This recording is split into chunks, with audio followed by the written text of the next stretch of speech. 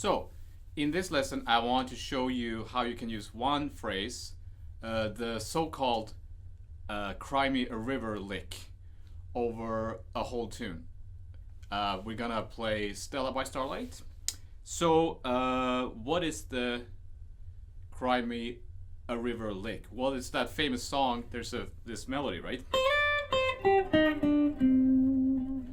So we can use that lick to over basically any chord. In that tune, it happens over a minor chord. So if I have a minor chord here,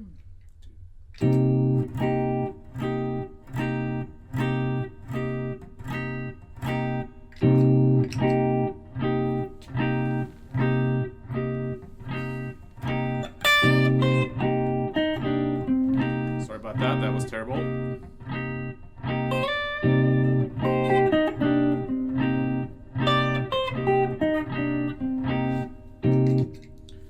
Just turn that down a bit. So it starts on the 9th, root, 5th, 3rd, and 9. So already some of you are thinking this phrase sounds terribly cliche. So I'm gonna get to that later and I'll explain how I feel about the fact that this phrase is very overused. But for now, just try to learn it. So over a minor chord, we're starting on the 9th.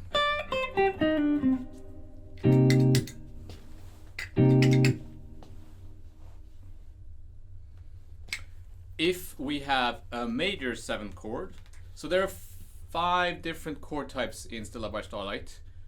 Minor 7 flat 5, dominant altered, minor 7 chords, and regular dominant chords, and major 7 chords, and that's it pretty much. Some people would argue that the G7 that happens in bar 17 is a different type of scale, but we're gonna treat that as altered for today. So let's listen over a major 7 chord.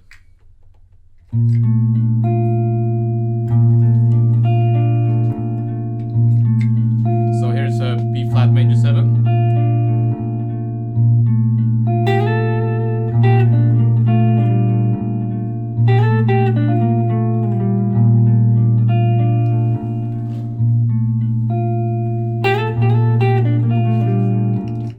So I'm starting on the major 7, the 6th or 13, 3rd, root, and major 7. So it's the same lick, right? But each note gets a new relation to the chord. Sorry, I'm gonna erase this here. So as we know, the tune starts with a 2-5 in minor. Most people play this tune in B flat, so we're gonna do that, even though I think it's in G originally, but I'm not sure about that. So we have an E minor 7 flat 5 to A7. On the minor 7 flat 5 chord, we start on the 11th. On the dominant altered chord, we start on the sharp 9.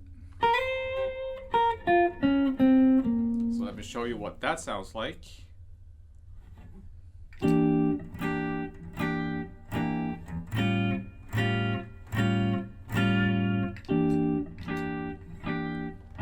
So, starting on A, on C,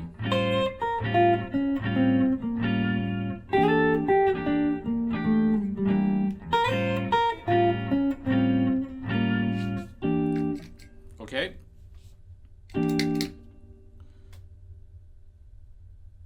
So what we're doing right now is that we're outlining the chords. That's why this phrase is so good, I think, because it kind of defines the character of that chord. That's why I think so many people play this phrase, because it's a great way to really get the notes that are important over a minor 9th chord, minor 7th chord.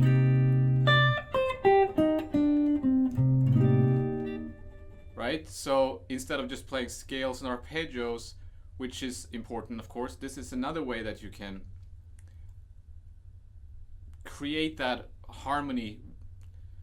You can outline the harmony of a song. So if I'm playing Stella by Starlight with no accompaniment, you can hear the chords, hopefully.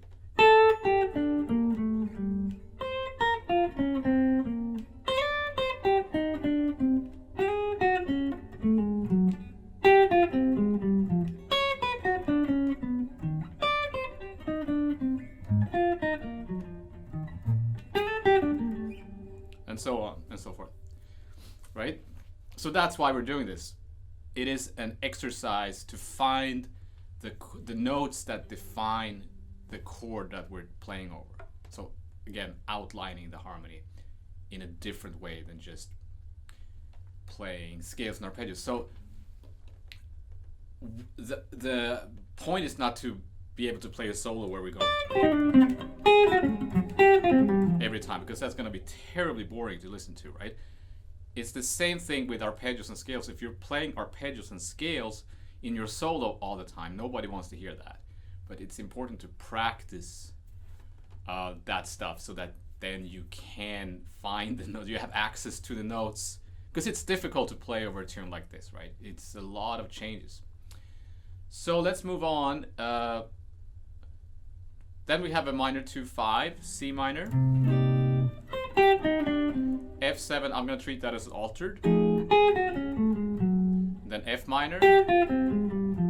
B flat, I'm going to treat that as altered. E flat major 7, starting on the major 7, right? A flat dominant, starting on the 6 or 13. Oh yeah, we haven't done that one yet. So we have also a regular dominant chord like A13.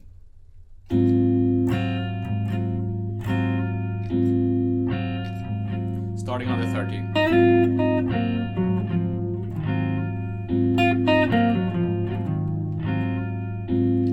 Okay, that's still a bit loud, this loop pedal. So I'll make a backing track. I'll loop the whole tune, and then I'll play the exercise for you. There's a PDF with this whole thing if you want to download that. So here we go. Okay. So pretty straightforward changes. I'm not doing any crazy reharm. So when there's, I've talked about this before as well, when there's two chords in the same bar, I'm ignoring the first chord and treating that bar 10 as just an A7 altered. And again, the bar 17, there's this G7 sharp 5. Some people would they would argue that that's not a altered chord because of the melody of the tune, but we're gonna treat that as altered for now. And then these are the most basic changes I would say over this tune, right? So this is what it sounds like if I play the whole little exercise here. Let's see.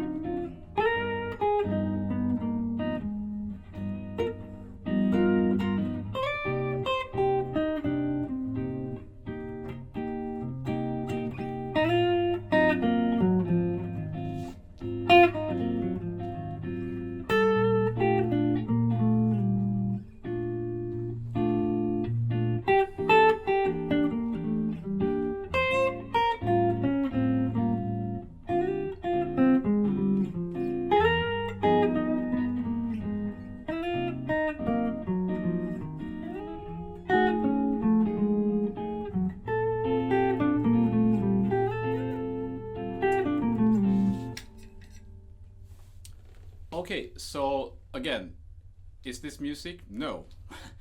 It doesn't sound, I mean, it sounds good, I guess, but it's not, I wouldn't play it like this on a gig, obviously. So, with the risk of being a little bit going on a rant here, but because I know what some of you are thinking, because I have students and I've studied with friends who think this way, that as soon as they get introduced to this kind of exercise, they'll, let's say you're a student at a college and the teacher tells you to do something like this, they have a resistance towards this kind of thing because they think, well, this is what everybody sounds like. And I don't want to sound like everybody else. I don't want to practice something that is going to make me sound because it's boring, because that's what everybody else sounds like. And I've been trying to make this point before, but my point is, the way I look at that is, it's the wrong way of thinking. Because for me, jazz improvisation is like language. It's the best analogy I can think of. So imagine you want to learn a new language. The teacher that you go to will probably tell you, do this exercise and do this exercise and repeat these things, these grammatical exercises until you can them in and out. And then you forget about them. But you don't go to a new country and just start saying, you know, I am, you are, he, she, it is, they are, and so on. It becomes part of you so that you can express yourself. The better you understand grammatical rules, the better you're gonna be able to express yourself. The same thing is with this, right? This is just something that will enable you to find the notes that you need to know where they are, right? So the point is not to play like this, right? So it's important to realize that. Then I can understand the criticism that if you practice a certain way too much, if you do this too much, there is a risk that your playing is gonna be kind of tainted by this, I guess. But I wouldn't worry too much. If you don't like that kind of playing, you're not gonna play like that in the future anyway. It's the same idea as like, I don't want to play scales or I don't want to practice scales because I don't want to play scales up and down. You still need the scales, right? You know what I mean? So, and if you really, really don't like the kind of how this phrase sounds because it's so overused and overplayed and cliche and all the rest of it, do it on a different instrument. Try to do it on the piano. So play the chord and then try to find the notes. Or singing. It's a fantastic ear training exercise. Like for example, when you go D minor, B flat, minor 7 to E flat. Now there's an F major. Can you sing that note that the phrase would start on? Can you sing the phrase of the next chord? If you can't do that, that's a weakness, right? So regardless of if you like how this phrase sounds or not, you are gonna be helped by practicing if you can hear those notes, right? So that's my little rant on that. So yeah, that's pretty much it. I hope I covered everything I wanted to cover. I shall see you next time.